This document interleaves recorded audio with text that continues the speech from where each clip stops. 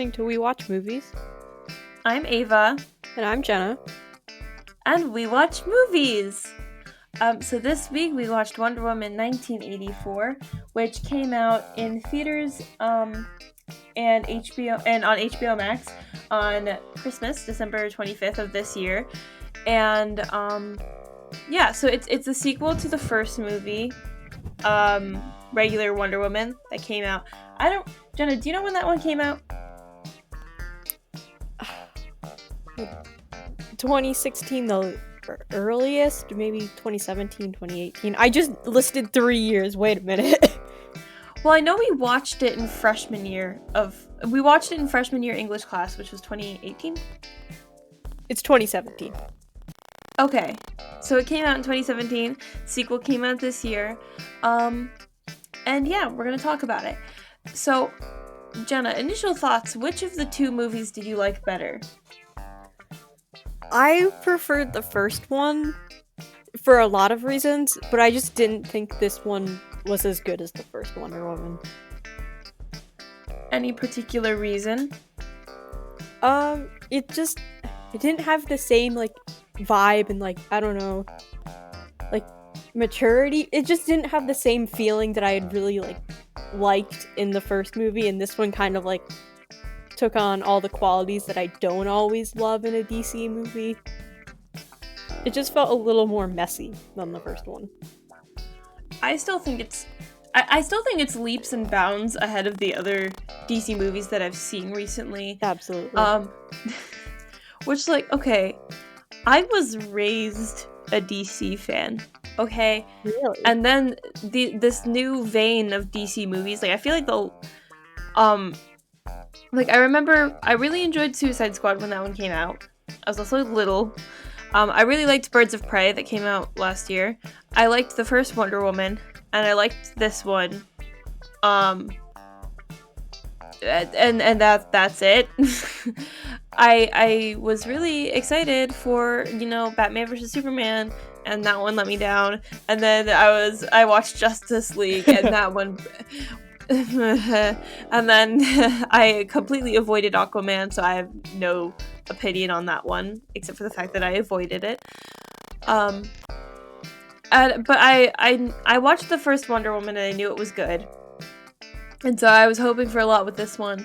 And, I mean, there were a couple things that I thought were kind of cheesy about it. But I did think that, some of the concepts were kind of cool. The whole monkey's paw thing I thought was kind of cool. Because it was less, about Diana being a god and stuff. And more, I don't know, I don't want to say philosophical, but it made you think a little bit more, and the main villain wasn't a glowing guy, if you know what I mean.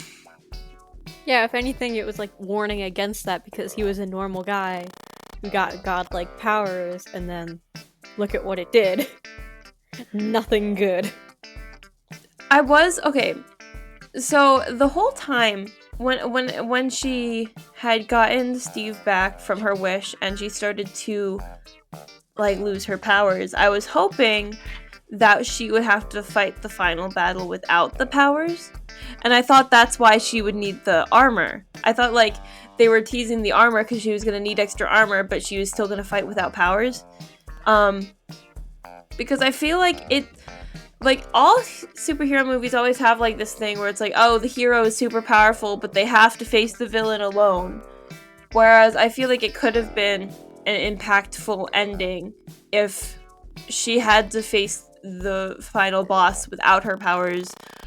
But with Steve, with somebody, because that's where her power comes from. I don't know, I thought that's what the beginning was setting up, because at the beginning she was a little kid and she was relying on her strength, and she was she wasn't pacing herself, and she was I just want to be super powerful and be able to win this battle of awesome Amazon super strength and stuff. And then here she is losing her powers, and then she gets them back. Which I don't know how I felt about that, really. Yeah, this whole movie kind of just felt very jagged to me. It would say one thing, and then it kind of felt like it took it back, or it wasn't really consistent the whole way through. And like, I had so many problems with that opening scene. Like, it was kind of fun, and like, I didn't hate it or anything. Like, I didn't think it was like outright awful. But just watching it, I was like, do we really need this like 15-minute opening to the movie that I forgot about until you just mentioned it? Because it's introduced as like someone who Diana is close with is like, you know, you don't have to do this. Like, I've seen even like the greatest of warriors be humbled by this challenge, but then it's just like an obstacle course. Like, I'm sorry, what? I don't know.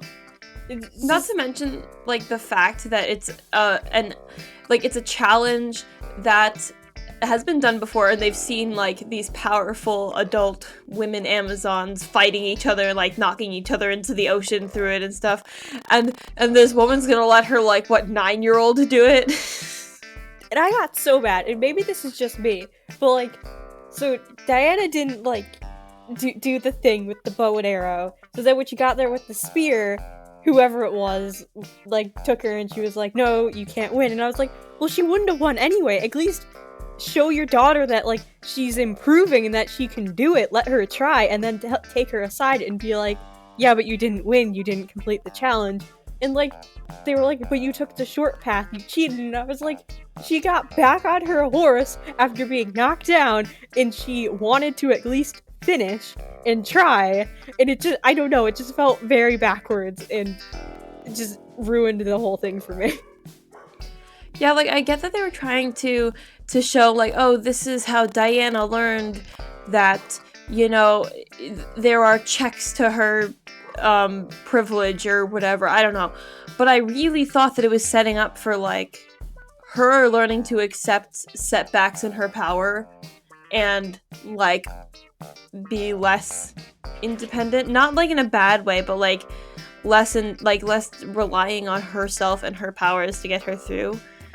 And that's why I was like, oh, they're taking away her powers now she's going to have to win this fight at the end with no powers, and it's gonna be really cool, and I'm gonna like it. And then they were like, nope. She's gonna get her power, or she's gonna get her powers back, and then she's gonna fight this woman who is now a cheetah. Which I had a whole nother set of problems with, by the way. Yeah, no, in that whole fight with Cheetah, by the way, like, do they even call her Cheetah? The only reason I knew she was named Cheetah was because of the subtitles, which were bouncing across the screen the whole movie. Yay, Literally. HBO Max. But, what was I even saying this movie sometimes? But, like, so Cheetah was, like, scratching at the wings and, like, kind of tearing it apart, and I was like, first of all, that armor was said to, like, be able to hold back, like, the entire world. And you probably could have done something really cool because, like, Cheetah's whole thing in this movie was that she had been stepped on by other people and she was ignored, and, like, everybody else made her feel weak, so she kind of took all of that and channeled it into rage. And then when she turned into a weird cat-looking thing, it was because, like, other people's rage had been funneled into her through the wish. That's a sentence I just said, okay? But I don't know, I feel like they could have, like, done something more with that, and instead I was just sitting there like, why is Cheetah tearing apart the suit of armor like it's paper, and we're not gonna really address that in this movie? She's just gonna get electrocuted and look at the sunset, and we'll never see her again. I had two main issues with that armor. The first one is when she shielded herself, she looked like the birdie in a badminton game. I couldn't unsee it. And then, secondly, so you have two women who have, like, theoretically the same power set, because, you know, she originally wished to be like Diana, and then she wished to be stronger than her. And here's Diana in a metal suit of armor, and Cheetah with no armor, but it's not metal at least. And then they electrocute the water, and it knocks out Cheetah, but not Diana, the one who's, like, covered in a conductor. Well, I mean, to be fair, isn't Diana, like, the daughter of Zeus or something? Yeah, I thought she was, like, made of clay, though, or something. Well, I mean, I guess they also wanted to make the joke that it was the cat that got electrocuted in the water. I don't know. Wait, is that a thing? I don't know, I feel like that's a thing. Or maybe it's just toasters. I don't remember. I feel like there's something with cats and water and electricity, but I don't know what. Well, cats don't like water, and toaster in the bathtub is like the subject of many a dark humor joke.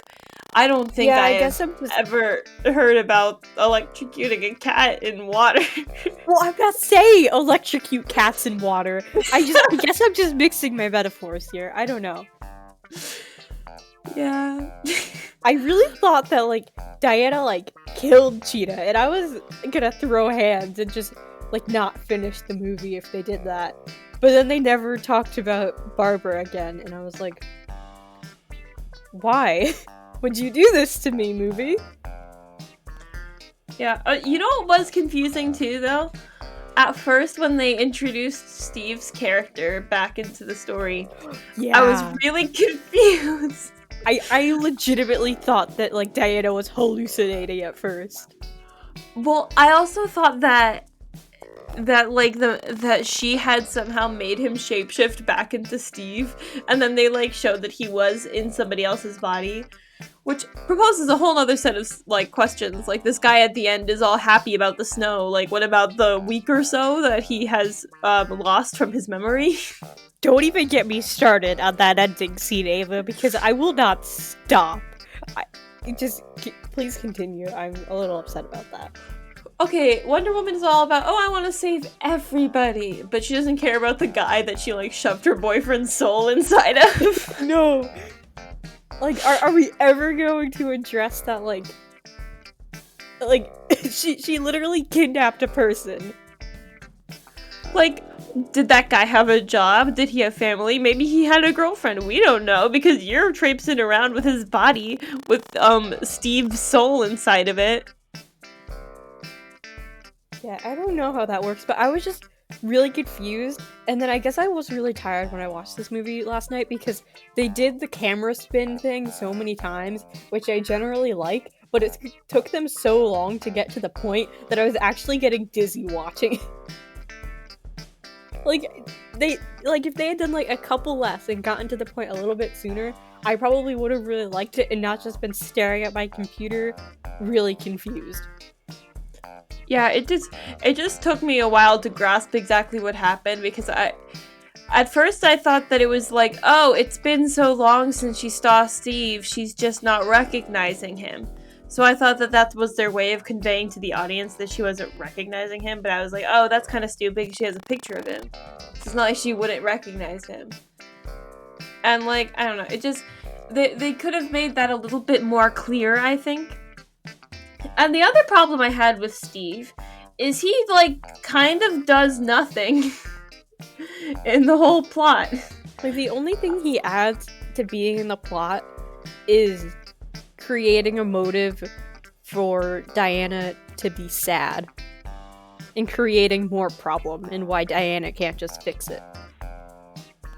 Like, I mean, I know that he flies that plane or something, but Steve was a cool character in the first one. He definitely could have done, his character definitely could have done more in the plot in this one, which is why I was like, oh, they're setting up for, like, a theme about Diana doesn't need powers, she just needs love or something like that. And I thought he was gonna help her defeat the bad guy at the end, and then when they defeated the bad guy, she would have to say goodbye to him because of the wishing stone and blah blah blah. But like, she would have learned that, you know, she can open up and she doesn't have to be a loner, and she doesn't need to rely on her powers to make her way in the world. Whatever that was, just agreed with you. But yeah, so I thought that was what the plot was going to do. And I also thought that Barbara was... I didn't think at first that she was going to become a villain, but then I started realizing that she was.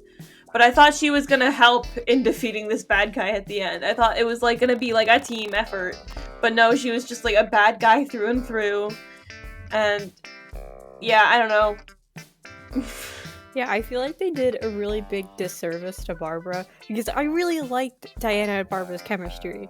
Like, I don't know, I really liked that and how Diana was making a friend and Barbara was making a friend. And it was just nice. I liked it. And then as soon as Steve shows up, Diana's just like, nah, I'm good. I don't need anyone else. And I'm like, no, that's not healthy. You need friends. At first, I thought that, so Barbara meets Diana, and then, like, immediately she's like, so do you want to grab lunch or something? And so I thought she was asking Diana out, and I thought that this movie was about to have, Barbara as a gay woman or bi woman, and have Wonder Woman be bi, and I was like, oh, I'm so here for this. And I was so there for that. And then it, like, just didn't happen. I was like, why can't... Like, what? Just, like, make her bi. Like, that would be cool. That would be really awesome. Like, epic. Like, give Wonder Woman a female love interest in the next movie, please. I am so glad you brought that up because, like, I wanted to bring it up, but I wasn't, like, sure if I was just seeing things, but I don't know, just the way so many shots of this movie were done, like, when they kind of first met and, like, actually talked during this movie, I was like, this kind of seems a little gay to me, not gonna lie. And I'm not saying that, like, in a bad way, like, please don't interpret it that way. But then, like, as soon as Steve comes back, the movie was like, nope, don't worry, we're done with that. And I was like, but why?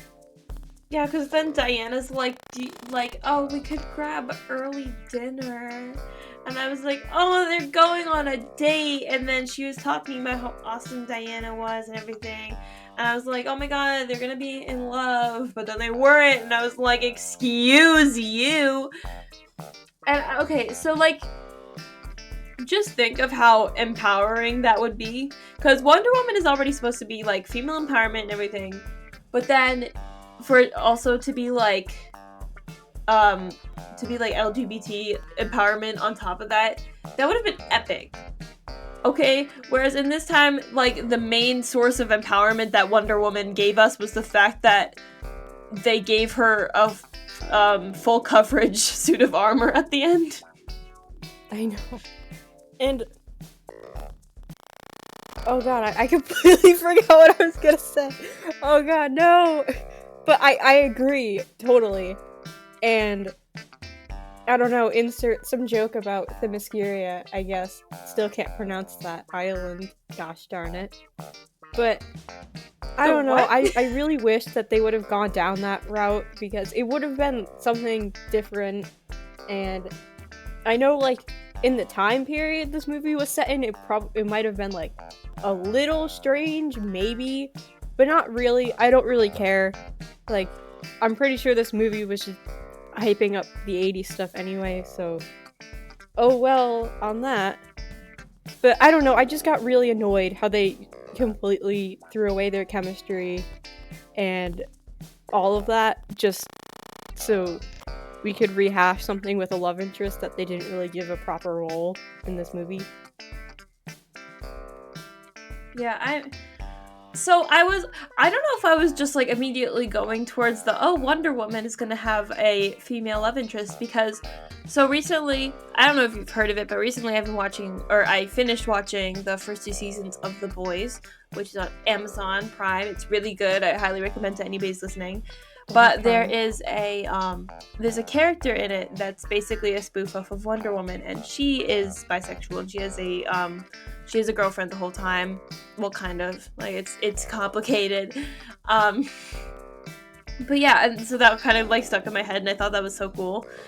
Because, like, I don't know, I really like that character, and it's always gonna have a connection to Wonder Woman in my brain, because it's clear inspiration, but yeah. Yeah, I don't know. I feel like we just need more diverse representation in the superhero genre as a whole. And I feel like this would have been a good time to do it. Especially because there was no way for the people creating this movie, however many years ago, to know that it would be released during a pandemic. And probably no one would be going to see it in theaters, but, like, incidentally, this probably would have been the perfect movie to do it. Because... who cares? People are just gonna watch movies anyway. So, y'all have nothing to worry about. Come on, let's do it. Yeah, I don't know. I just in general, the whole like the whole representation in hero movies and stuff has been like a long discussion. And I know a lot of it comes up when people are talking about like I've seen a lot of it when people are talking about Spider-Man. A lot of people want a gay or bisexual Spider-Man. That's just for instance, but like because I know that with the new shows coming out, there's gonna be more like representation of different cultures, at least, because I know with Ms. Marvel, I think that's what the show is going to be called, but it's about Ms. Marvel, who is a Pakistani teenager, and that's really interesting because like it's all there's more representation there, and so like there is some branching out here and there, but there's really no big superheroes that are from the LGBT community, which is really disappointing, to be honest, because yeah, they can kick bad guys' booties just as well. Yeah, it's just frustrating because like we were all talking about how like it was like the 10-year anniversary of like Marvel, and like I know I'm like mixing my studios here, but who cares? This is our podcast. I'm gonna say whatever things I'm going to say. But like in all of those years, like we only had like one gay character, and it was that one guy in a therapy circle thing that I can't remember the name of. And like I don't know, it's just a little frustrating to see like, can't we have something? Because people want it. Like there are lots of fans that would be really appreciative of a movie with good representation that is not like gaslit or queerbaiting or any of that. So like, Can someone just please do this? You know what I've thought about for a little while. So I have not been so I know that with like I'm going to talk back about Spider-Man example because I love Spider-Man, but also it's an example. So in the new Spider-Man movies, the Tom Holland trilogy, the third one coming out at some point, they tried to take some of the characters and make them like new versions. For instance, like with Aunt May, they made her younger and stuff. And then with MJ, they did the Zendaya version, which I am not a particular fan of, that take on MJ. And they named her Michelle and stuff. And I was just thinking to myself, you know, if they really wanted to make a really cool change of the character, something they could have done is made MJ a boy instead. If they wanted, because I don't really see the point of like just changing Mary Jane to be named Michelle and calling her MJ, and then like, I don't know, just making her like death and be N-Log all the time and be like, oh yes, amazing love interest idea. Haha. Well, I don't know, they could have, I think it would have been a really cool change of the story if they wanted to make it, to make MJ a boy, but I don't know. In the land of what might have been. Exactly. I spend far too much time wandering around there. And also, I remember the thing I forgot to say, so I'm just going to say it.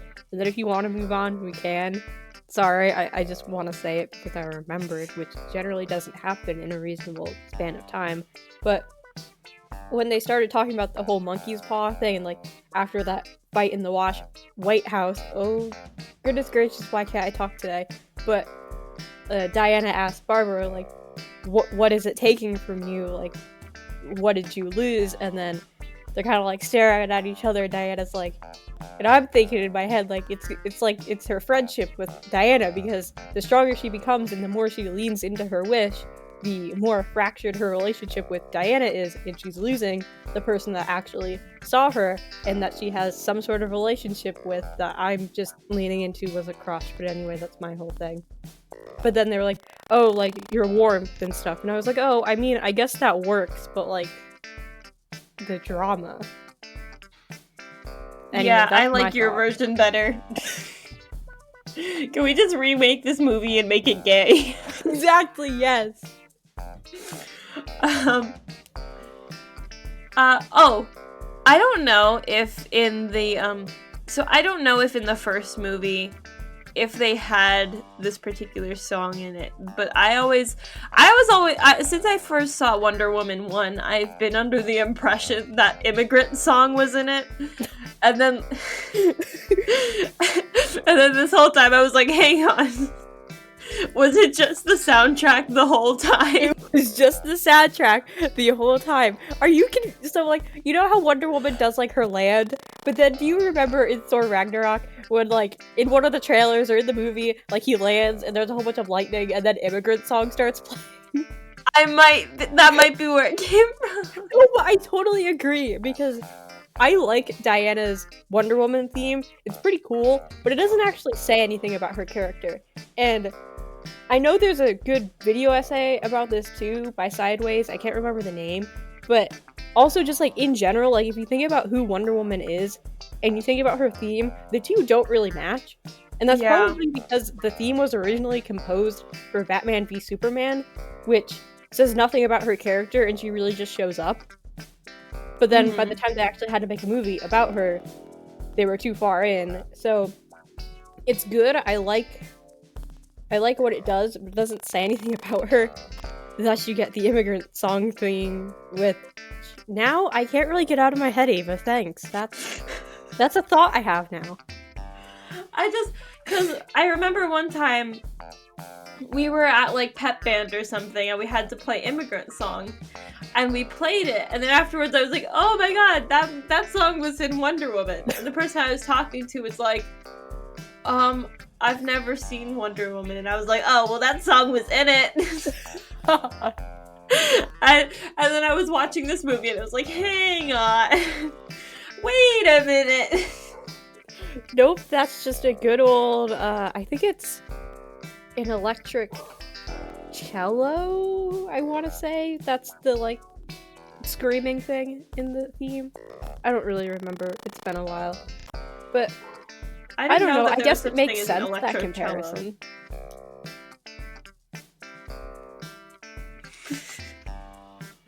I didn't know an electric cello was a thing. I don't know if I'm right in that. I might just be spewing nonsense, but I think it's a thing. I'll look it up.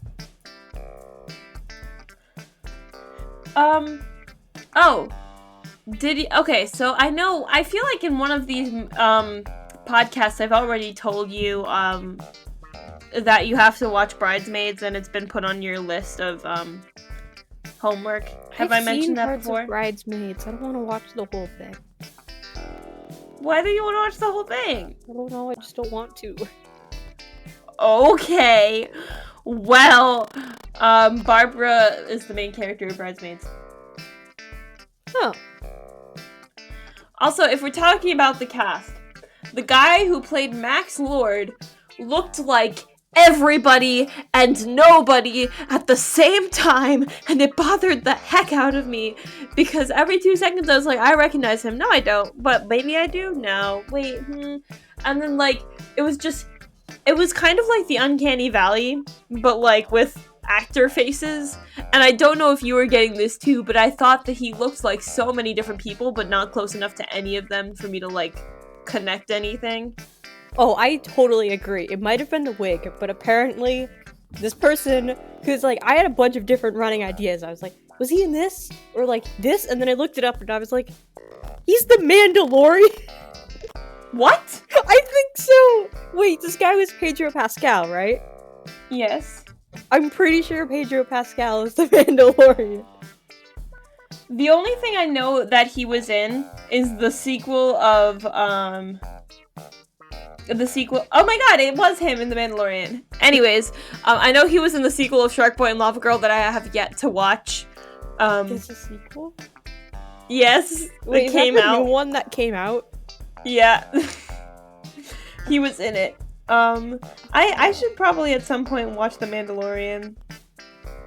I recognize so many of these people are in The Mandalorian that I've heard of. I guess I'll watch it someday. But, like, also I'm kind of protesting Baby Yoda. Oh, that's still going on? Yes. So anyways, Photoshop, the thing that you say is better than Baby Yoda that I can't remember the name of right now. Gizmo? Yes, Gizmo. Someone should Photoshop Gizmo into all the scenes with Baby Yoda just so you'll watch it. Please. Can somebody do that so I can watch The Mandalorian? I wish I had the editing capability to do it. I need somebody who's like a professional editor to go into the entirety of The Mandalorian, and every time Baby Yoda exists, replace him with Gizmo from Gremlins. And, yeah. Just replace him with Gizmo and I'll watch it. Anyways, the other person who is in this, that you'll probably already know is in this, but Chris Pine. Some fun fact about Chris Pine. I did a quiz, I think it was a BuzzFeed quiz that said which famous Chris is your soulmate, and Chris Pine was my soulmate. So... I should do one of those quizzes for a video.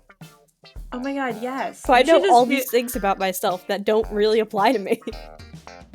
I do them all the time. It's great. Anyways, I want to see if I can find that famous Chris. Which famous Chris is your soulmate?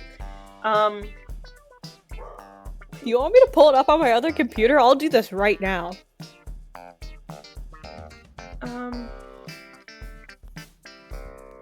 Okay, let's see.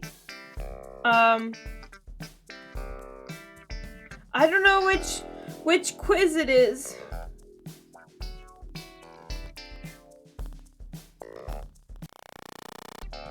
Oh, Chris Pratt took it. He took it too, but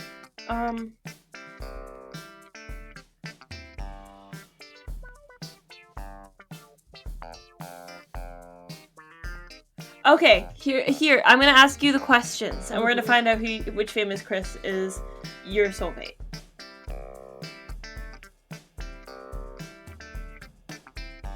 Hello? I'm still here. Okay.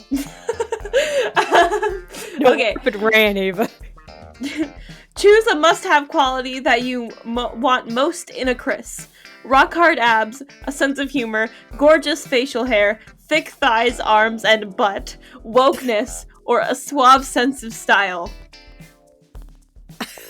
I don't know. I'm not interested in dating. I don't look at these things. I guess humor, because I don't have one. Humor. Okay, choose a bad pickup line that would actually work on you. Were your parents beavers? 'Cause damn. Okay, I'm here. What do you want to do with your next wish? If you were a booger, I'd pick you. On a scale of 1 to America, how free are you tonight? Are you trash? 'Cause I want to take you out. I would settle for you. Ooh, it's the beaver or the trash one.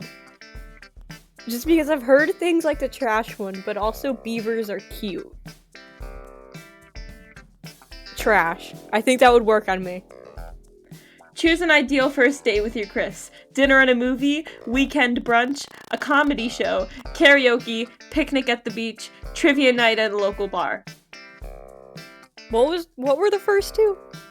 Dinner and a movie, or weekend brunch. Well, I think by law I have to say a movie. Okay. Choose a movie title that describes your dating life at the moment. Superbad, Home Alone, The Neverending Story, Catch Me If You Can, Mission Impossible, or Taken. Oh, well, my dating life doesn't exist and probably won't. But by that nature, I'd have to say Home Alone. Okay. Choose a famous power couple to go on a double date with you and your Chris. David and Victoria Beckham, Kim Kardashian and Kanye West, Ellen DeGeneres and Portia de Rossi, Jay-Z and Beyonce, Neil Patrick Harris and David Burtka, or Ryan Reynolds and Blake Lively. I don't know, more people? I guess Neil Patrick Harris, just because he seems cool. Finally, choose a cinematic situation to rescue your Chris from. He's surrounded by a group of angry raptors. He's in a jail cell guarded by superhumans. He's on an operation table in an ET spaceship. He's tied up in the basement of a serial killer. He's on a sinking ship surrounded by sharks. He's stuck in the attic of a haunted house. Jailbreak, I guess? That sounds fun. You got Chris Evans! Well, I'll be damned. Chris Evans is your soulmate, and you're one fortunate person. This Chris is the most caring and compassionate of the Chris's. With Chris Evans as your soulmate, you can expect thoughtful conversations about the world, constant love and affection, and texts throughout the day filled with emojis. To be honest, I'm quite jealous of you. And then there's the... Oh, no, that's what the thing said. Oh, yeah, no, I'm saying to the internet body. Or you, well, if you're interested, I guess. There's a GIF here that is just Chris Evans biting his finger. No thanks. I'm sorry, Jenna. Are you saying you don't want Chris Evans as your soulmate? I'm sorry, Chris Evans. Jenna here, your soulmate, doesn't want you. So, yeah. My apologies, sir. Listen. We can be friends, but, I don't know. Nothing more than that, because just, not interested. It's not you. It's me. It's not anyone. Just enjoy your life without me in it. Okay, so wait, we've got Chris Evans, Chris Pine, Chris Pratt, and Chris Hemsworth. Those are the only Chris's, right? I think so. I think so. Yeah. I don't know. Okay, so if I have Chris Pine and you have Chris Evans, we need some... Comment down below if you take this BuzzFeed quiz and your soulmate is Chris Pratt or Chris Hemsworth. We could do a quadruple date.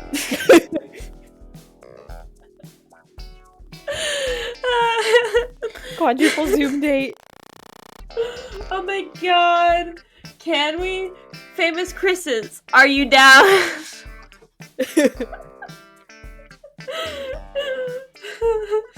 I guess we should probably be responsible and say that, this is just a joke. We're not trying to do anything weird here. For the giggles. Please don't make any assumptions or think we're implying anything here. No. It's just a joke. But if you are listening...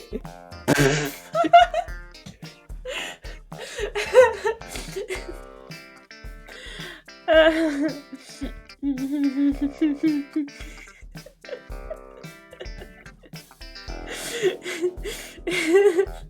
can't believe I just did that on the internet. No shame in it, Jenna. No shame. There is none. Also, we're not sponsored by BuzzFeed because BuzzFeed would never, because we're irrelevant to them. But yeah, this is not sponsored. I just like quizzes. Jenna tolerates me. I more than tolerate you. And quizzes can be fun. Jenna tolerates me, but only sometimes. I more than tolerate you, Ava. I don't know where you're getting that. We actually hate each other. This is only a professional environment. Outside of this podcast, we actually despise each other. We go to each other's houses and egg them, and we put up hateful graffiti in the bathrooms of the school. It's a feud. Ava, do you even know where I live?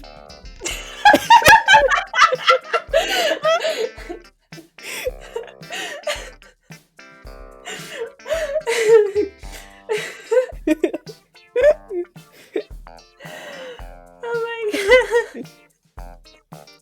No, but to be fair, we had been friendly before we started doing the podcast. We had talked. But, I didn't really know you all that well. If that makes sense. I used you for your peer editing. Gee, thanks, Ava. No, but, we would talk and we knew each other. It was we both wrote articles and, we became friends in gym class because neither of us were really interested in doing gym class. But, no, but now I get to talk to you and you're a cool person. Heck yeah, I am. But that's all a lie because we actually hate each other. Yeah. That's why we're not in each other's videos. It has nothing to do with the pandemic going on right now. Absolutely. We just don't like each other. The pandemic's just a ruse. My god. Wow, you're enlightening us. Oh my god. It's actually all fake, you guys. Whoa. The Jack, scientists the are government lying is to gonna us. kill Wow. It's all fake. The government is gonna track us with their vaccines. Because it's not like we're carrying phones anyways. It's not like they just look at us through our computer camera monitors that I'm waving at right now. Okay. Hi, FBI agent tracking me. Every once in a while when I'm like on my computer or something, I'll just like be bored and I'll start like pretending I can see the FBI agent on the other side. And okay, but see, now that I'm saying that I've been pretending, my FBI agent is like, oh my god, she's giving me so many heart attacks because of this. She's been faking it the whole time. Well, no, I haven't entirely been faking it, FBI agent. If you're listening, I know you're there. It's the web of lies. Yeah. I wonder, does my FBI like me? Or does my FBI agent like me? Or do they just think that I'm, like, super annoying? That should be a soulmate quiz on BuzzFeed. Does your FBI agent that's tracking you through your technology like you? Oh my god. That would be... Oh my god, okay. Romance movie makers. Make a romance, make a rom-com called Webcam. No. Where an FBI agent starts communicating through this person that they see through the camera because they're in love with them, and they start communicating via like pop-up ads. Ava, that sounds so wrong. And they like they'll just like put up like ads to communicate and stuff. And then like eventually when they've been like quote unquote dating for a while, he'll put up ads for wedding rings. And that's how it ends. We should make it short now.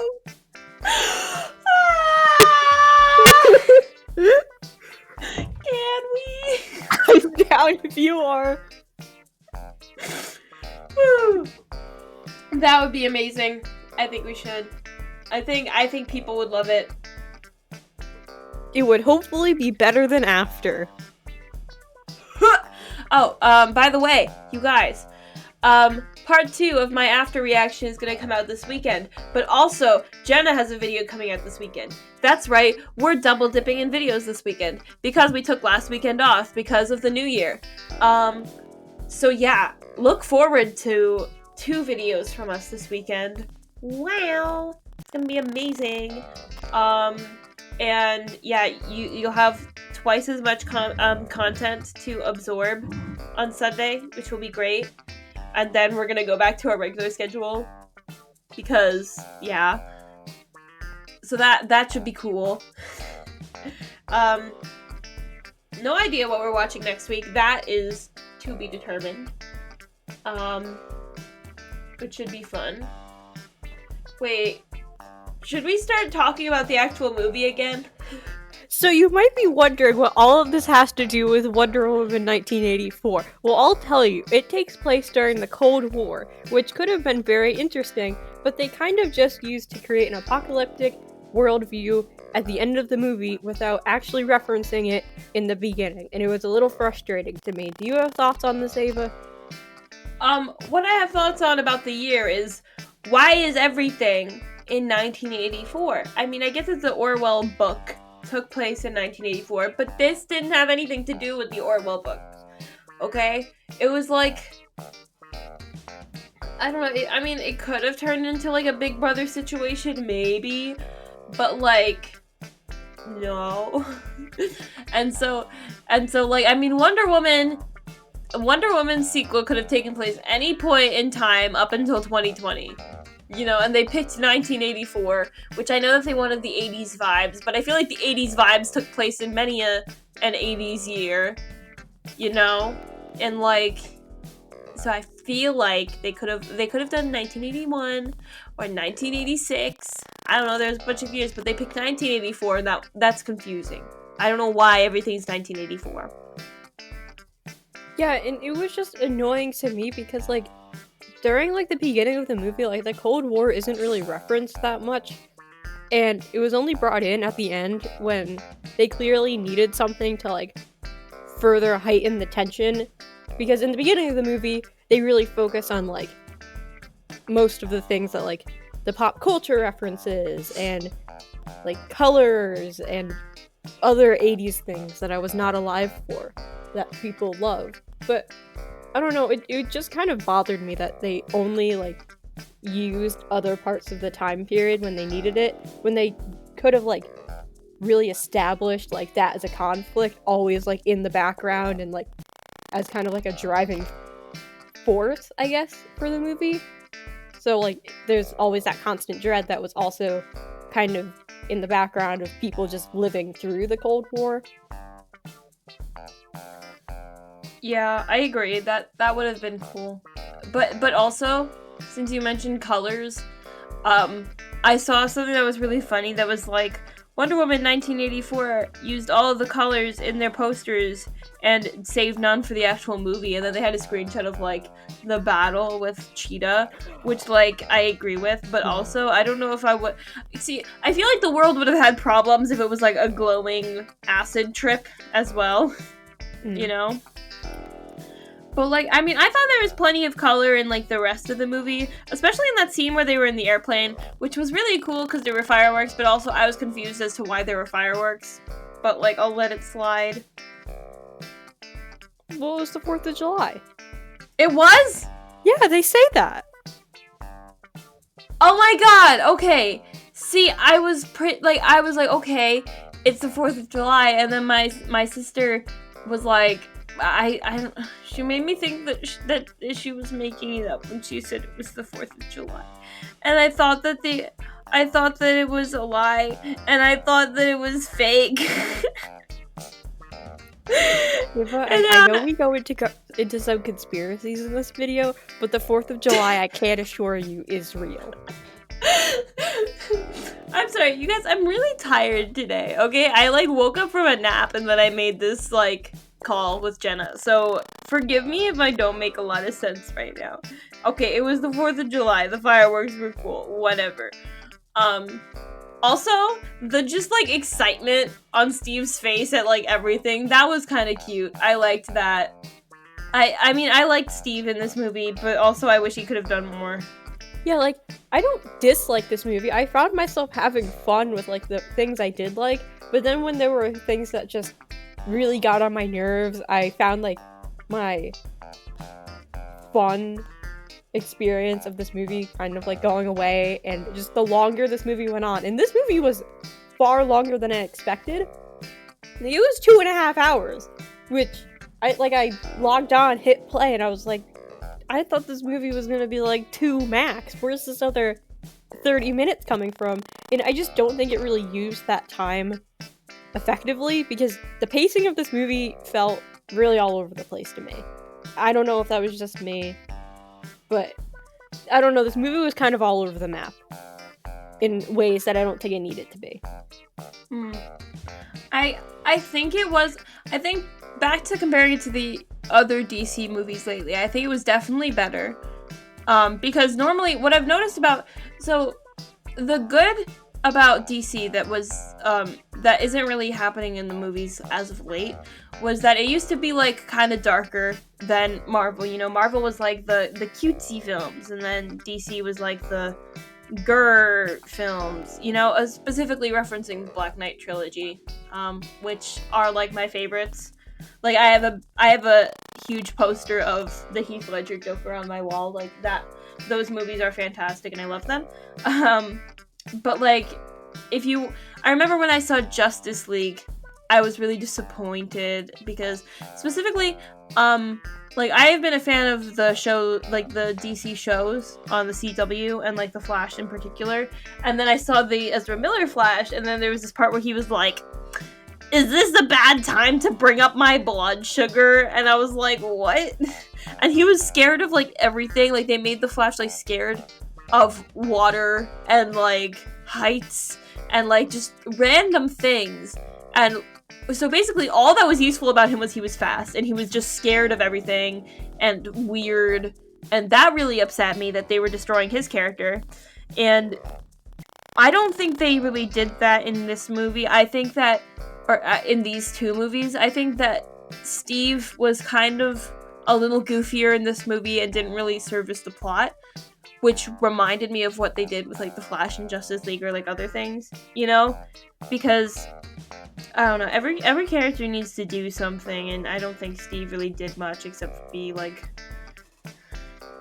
a source of conflict. Which, I mean, I think that her emotions were definitely there, and it was good emotions. Like, we needed some emotion, but still, I don't know, Steve should have done more. Hashtag justice for Steve. Yeah, like, I agree, because him being brought back into the movie, like, they brought it back so early, which I really was hoping they wouldn't do, because they really, like, showed that it happened in the trailers, and I was like, well, you just showed all of us your trump card, now you need to do something with it, and they didn't do that. And I can kind of forgive him being goofier in this movie, because he was dead for, like, 60-something years, and of course he still cares about things, but at the same time, he kind of fits into that whole, like, unhelpful ghost trope, where, like, he comes back, but he doesn't really do anything because he's dead, but he wasn't totally dead either.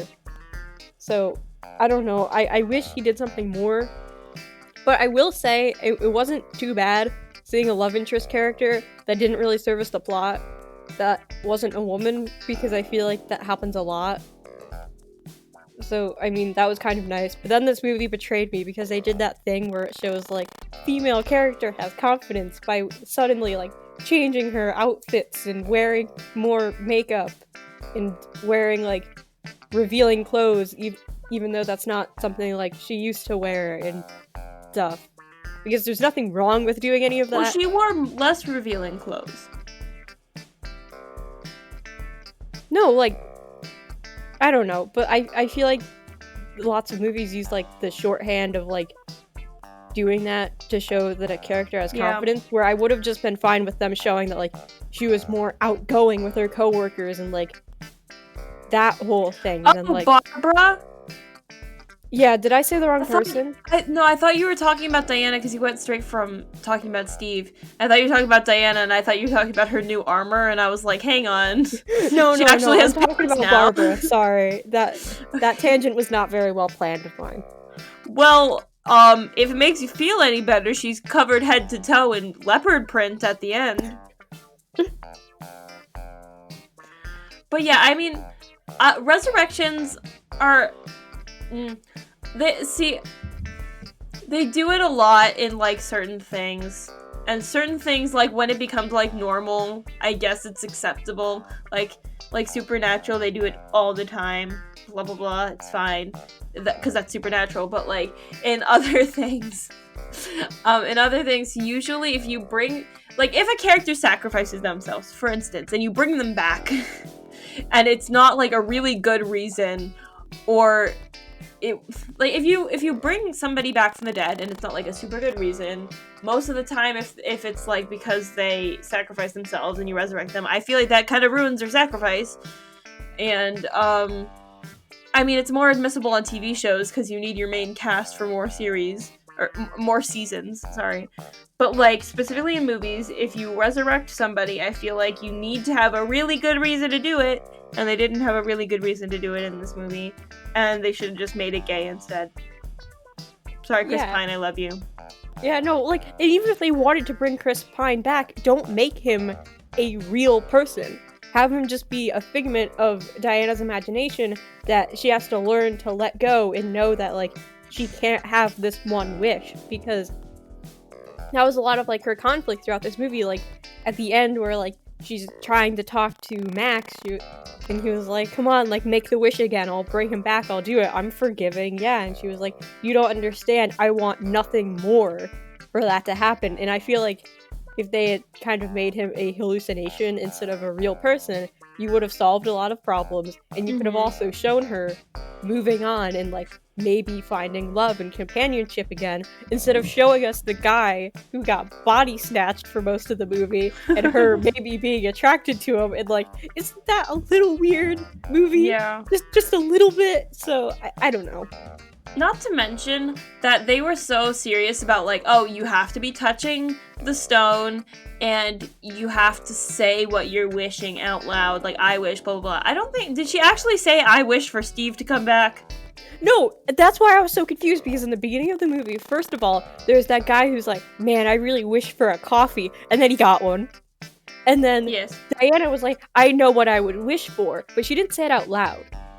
But she was like holding the stone and looking at it, and like you could tell that she's thinking of Chris Pine. But I don't know, this movie was not very consistent with the things it set up. Yeah. Yeah, I don't know. I'm biased because I wanted Steve to do more because he was my favorite in the first movie. Remember how we had to do that character thing in freshman English? Yeah. So, I was the main character from your favorite book that year. I was A from Every Day by David Levithan. How can you even be A? You could just show up in your regular clothes and say, oh, I'm A. A's just in my body today. A just hopped in body of Jenna today. Yeah, this is my costume. No, I wore all black, and then I had to go to a midterm before that wearing all black, so, like, that was fun. But I wore all black, and then every time we shifted seats, I would, like, throw on a different shirt over my black shirt, or, like, throw on a different pair of pants or something. I don't know, it made sense to my freshman mind. But anyway, people were allowed to dress up as characters from Wonder Woman because I was Wonder Woman. Wait, were you in my class? Yeah, you were. I was not in your class, but I don't think I was in your class, but I was Wonder Woman, and my friend Leah, who's in my Supernatural ranking video, if you want to watch that, she was Steve. Yeah, that's where I'm going with this story. I was in your class.